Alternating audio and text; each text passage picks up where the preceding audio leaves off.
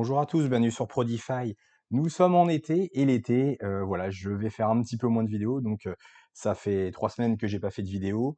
Pas de panique, il ne s'est rien passé quasiment en 3 semaines, hein, de toute façon, on est toujours en range, hein, vous voyez le BTC. Tant qu'on est entre les 111 000 et les 101 000, hein, grosso modo, on est dans un grand range, il ne se passe rien.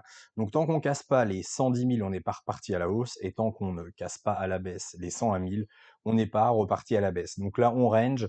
Bon, je vous ai fait une vidéo il y a 3 semaines, mais jusque-là, rien n'a changé. On peut passer sur ETH, pareil, vous voyez, j'avais mis des bornes. On est toujours dans le range, on a tenté la cassure le 10 juin, 11 juin, mais on n'a rien intégré. Donc pour l'instant, on range sur ETH, on range sur Bitcoin, donc rien de nouveau.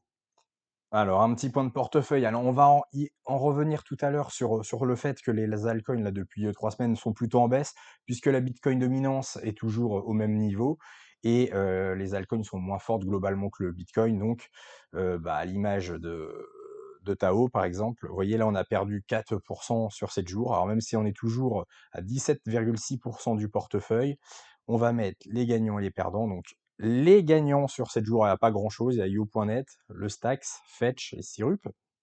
Syrup qui est toujours très fort, hein.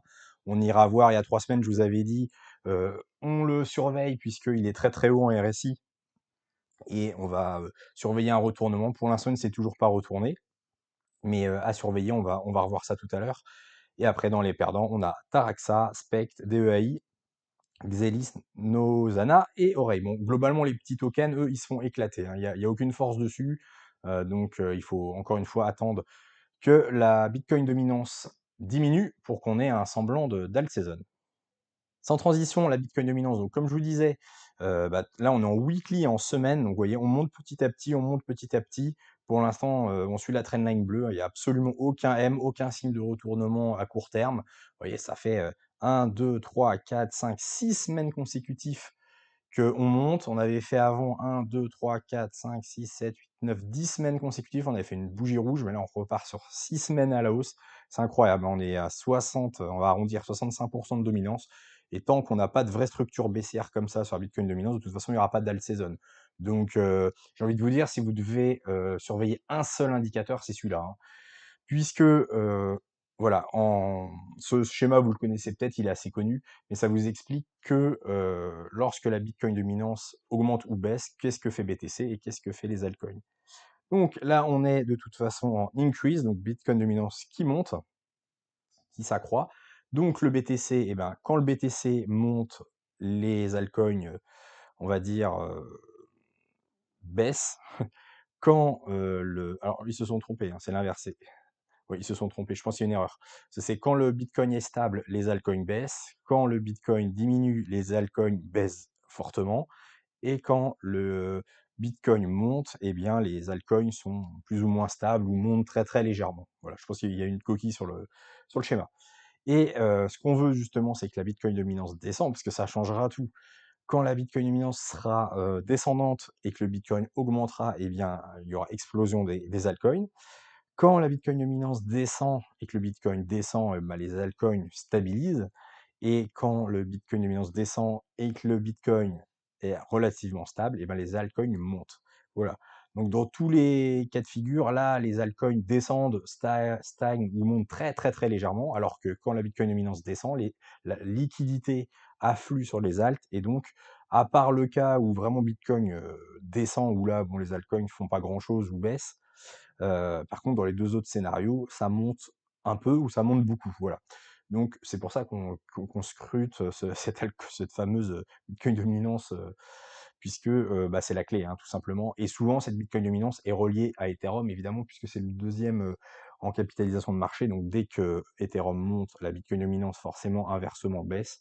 Et voilà, l'afflux également sur les altcoins. On a quand même quelques altcoins, hein, qui surperforment. On a notamment AAV, hein, qui fait un beau run, hein, depuis le 11 avril. Alors là, le carré bleu, ça correspond à la zone de rechargement par rapport au dernier mouvement. Et on voit que là, on commence à avoir du mal. Alors on a tagué, vous voyez, on a vraiment méché dans cette zone bleue. Et là, pour l'instant, on a été rejeté. Alors, sur l'OBV, on commence à être rouge. L'OTT également en sel, vous allez voir. sel et l'IMD, alors c'est pas retourné encore, mais on est vraiment, en train de croiser la rouge et la verte. Donc là sur AV, il y a vraiment le gros support, hein, des 260, je vais enlever l'OTT pour qu'on voit mieux. Il y a ce gros support là des 260, alors c'est pas 1 $ près, hein. Voilà, ce gros support là, si ce support là lâche, malheureusement on risque de retracer et puis ensuite, alors vous pouvez tracer par exemple une, un petit fibot et si on casse ici, vous voyez 260, en plus ça correspond au premier arrêt, on risque de retourner entre 196 et 160. Donc une belle baisse. Là, c'est vraiment la dernière chance pour AV. Si on rebondit, on est bullish et on risque de retravailler la RLZ pour pourquoi pas la péter. Si en revanche on lâche les 260 $, cette zone-là, on va bien retracer. Donc à suivre. Si vous faites du trade, alors nous c'est pas trop ça, on est plus sur du long terme, mais si vous voulez faire du trading, court terme, là attention, on est sur une zone pivot. Et le CIRU, ben, pour l'instant, rien à signaler, on est toujours bullish, tout est vert, OBV, IMD, tout est vert. Si on rajoute l'OTT, on est également vert pour l'instant. Donc pour l'instant, pas de retournement. On va mettre le RSI. Alors en daily, ça donne pas grand-chose. Le RSI est surtout utile en weekly.